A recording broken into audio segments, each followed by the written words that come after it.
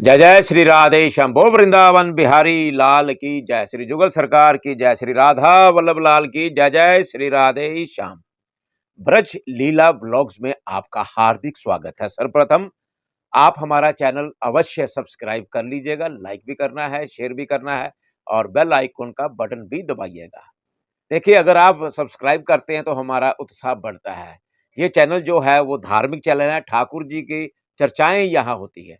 देखिए, कार्तिक मास चल रहा है और कार्तिक मास में ही शालिग्राम जी की शादी ब्याह रचाया जाता है।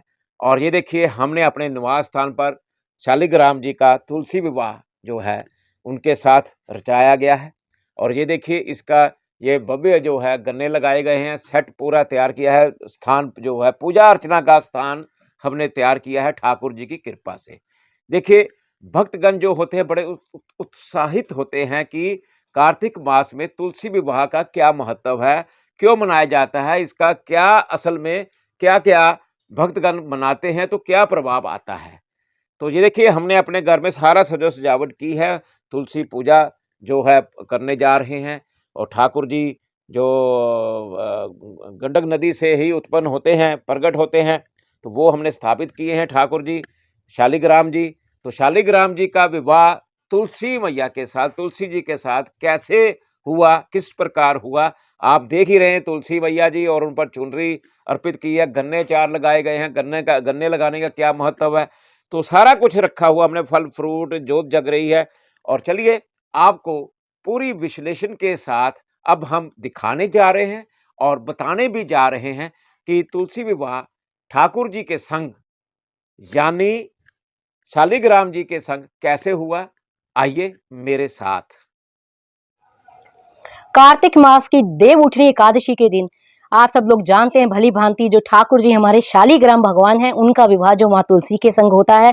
चातुर्मास ठाकुर जी जो होता है वो योग निद्रा में चले जाते हैं और आज के दिन ही ठाकुर जी योग निद्रा से उठते हैं और योग निद्रा से उठने के बाद उनका विवाह तुलसी माता जी से होता है। आप सब लोग जानते हैं, भली भांति कथा से परिचित होंगे। तुलसी जो है वो वृंदा है, जिस वृंदावन में आप हमारे बांके बिहारी जी के दर्शन करते हैं, राधा वल्लभ राधा रमन जी के दर्शनों के लिए जाते हैं, वो है वृंदावन। यानी जो वृंदा का वन है, यानी तुलसी का वन है, वही वन है वृंदावन। तो तुलसी मैया जो है, आप सब लोग जानते होंगे, कथा से परिचित ही होंगे कि तुलसी वृंदा जो थी, उन्होंने ठाकुर जी को श्राप दिया कि तुमने मुझे छल से मेरे प्रतिवत धर्म को तूने भ्रष्ट किया है। जा नारायण, मैंने सारी उम्र तुम्हारी पूजा की है, जलंधर की पत्नी थी, तो जाओ तुम पाषाण हो जाओ, ये मेरा श्राप है। तो ठाकुर जी पाषाण हो गए, क्योंकि वो तुलसी जो पतिव्रता स्त्री थी, उनका श्राप बहुत फलीभूत था। ठाकुर जी पाषाण यानी शालिग्राम जी बन गए। तब से शालिग्राम जी का विवाह जो है तुलसी मैया जी से देव उठनी एकादशी के दिन होता है। और एकादशी के दिन जब विवाह होता है तो सबसे पहले आपको, आप लोग देख रहे हैं मंडप सजा हुआ है, मंडप के लिए आपको गन्ने लाने होते हैं 4। गन्ने से ही मंडप सजाया जाता है। किसी कारण गन्ने ना मिल पाए तो कोई चिंता की जरूरत नहीं है आपको, आप केले के पेड़ से भी मंडप बना सकते हैं।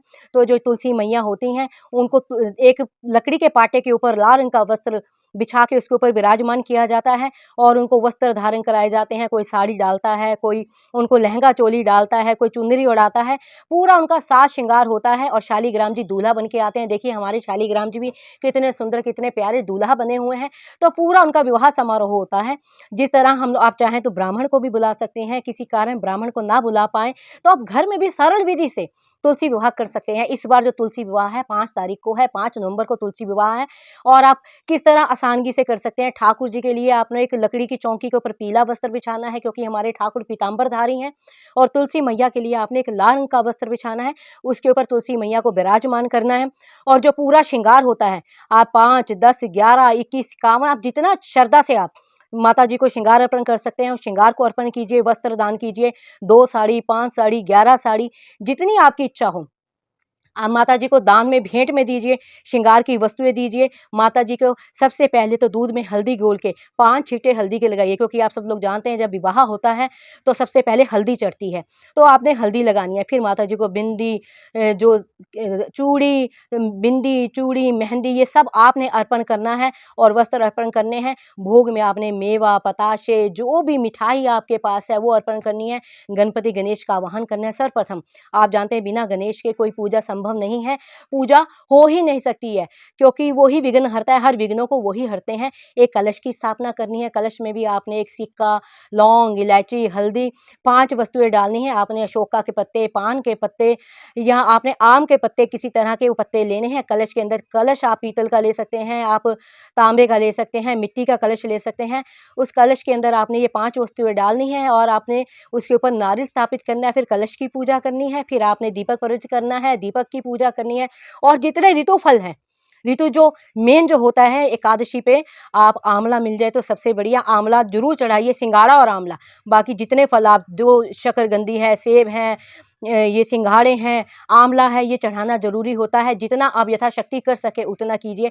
फिर उस तरफ जयमाला करवाइए उनकी और गठजोड़ा कीजिए। गठजोड़े में आपने एक लाल वस्त्र लेना है, एक पीला वस्त्र लेना है और दोनों वस्त्रों के बीच में फूल, अक्षत और थोड़े से पैसे, सिक्का लेके आपने गठजोड़ा करके एक शालीग्राम जी को पीला और तुलसी मैया को आपने लाल वस्त्र चढ़ाना है और इस प्रकार आपने कन्यादान का संकल्प करना है। अगर ना भी कन्यादान का संकल्प आपको आता हो तो कोई चिंता की बात नहीं है। आपने केवल ठाकुर जी के आगे हाथ जोड़ के ये प्रार्थना करनी है कि ठाकुर जी, हम यथाशक्ति जितना हमारा समर्थ है, हम आपका विवाह माँ तुलसी से करवा रहे हैं, कृपा करके इसको आप स्वीकार कीजिए। तो आपने इस तरह थोड़े से हाथ में चावल और फूल लेके ठाकुर जी को अर्पण करने हैं। उसके बाद दीप से ठाकुर जी की आरती करनी है। घर में अगर आपके कोई पुरुष हो तो पुरुष के हाथ में ठाकुर जी को झोली में देके तुलसी मैया के आप फेरे लगवा सकते हैं। तो इस प्रकार से आपने तुलसी विवाह करना है। कार्तिक मास में तुलसी विवाह करना इतना फलदायी और इतना पुण्य का कार्य होता है। तुलसी माँ की पूजा तो वैसे, और कार्तिक मास अपने आप में ही बड़ा ही उत्तम मास है। कार्तिक मास में किया गया हर कार्य सर्वोत्तम है। स्वयं ब्रह्मा जी ने मैं अपनी वाणी से कहा कि हर मासों में उत्तम मास कार्तिक मास है। तो इस प्रकार आप घर में ही बड़ी आसानी से, बड़ी ही सरल विधि से आप तुलसी विवाह करा सकते हैं और ये तुलसी विवाह इस बार 5 नवंबर को है। तो इस तरह से आप तुलसी विवाह करवा सकते हैं। जय जय श्री राधे श्याम।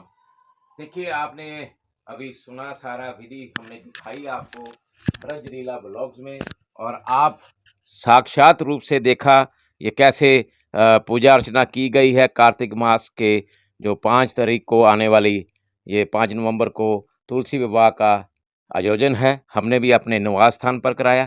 इसी प्रकार आप भी आयोजन करिए और वृंदावन में आपको सदैव वास मिलेगा। ठाकुर जी अति प्रसन्न होंगे, राधा रानी अति प्रसन्न होती है। तुलसी विवाह, तुलसी मैया का आशीर्वाद मिलता है। तो आपने जो विधि है, जो कहानी है, प्राचीन कथा है, वो हमने कोशिश की आपको बताने की और समझाने की।